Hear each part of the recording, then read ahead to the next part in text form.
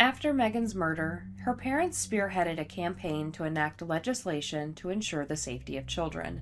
In 1989, the murder of Jacob Wetterling led to the creation of the Jacob Wetterling Act, which required offenders of sex crimes to be registered.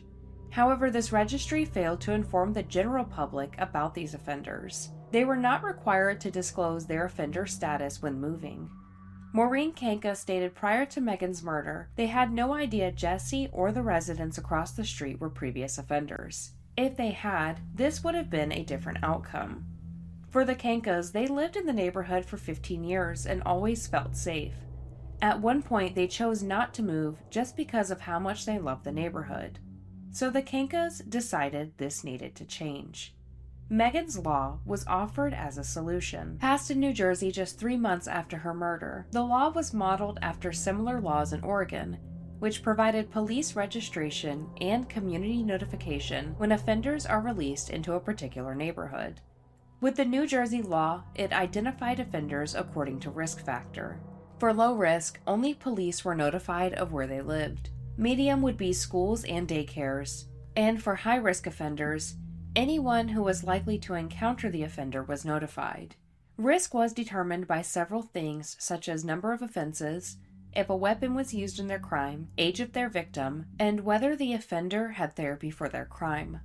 In 1995, the New Jersey Supreme Court upheld Megan's Law. However, they faced some challenges at the federal level due to whether notification of the offender's personal information was constitutional or not.